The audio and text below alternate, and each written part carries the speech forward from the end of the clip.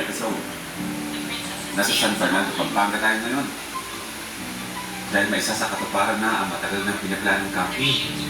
Alam nyo, special sa akin yung Pampanga. Kasi ito yung mga lugar na dati nung nagsisimula ako mag-vlog. Kung ano-ano lang yung mga binablog ko, dito ako halos nagsimula. Kasi nga malapit na sa Bulacan. Marami din akong mga kaibigan dito, marami rin ako na napuntahan dito na nag-vlog ko noon. Parang napakabilis na mga taon na lumipas. Mga alalahanin ko, parang 5 years ago noon. O siguro mga 6 years ago. Pero kabilis lumipad ng mga panahon ng mga taon.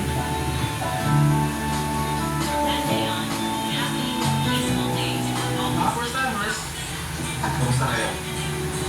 Kung ako kakamustahin nyo, ayos lang. Tayo ay nasa Orac, Pampanga kasi nga ngayong araw ay makakasama natin si Mayor TV at si John Endero. Magka-camping na kaming tatlo sa wakas na tuloy din.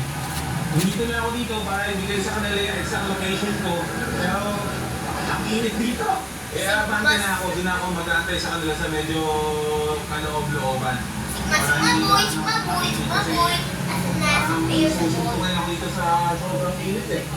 Mag-aano tayo ng medyo malilim para hindi ganito sa pakaramdam. Kung gamitin ito, dito na magkakasabay kami kaming tatlo.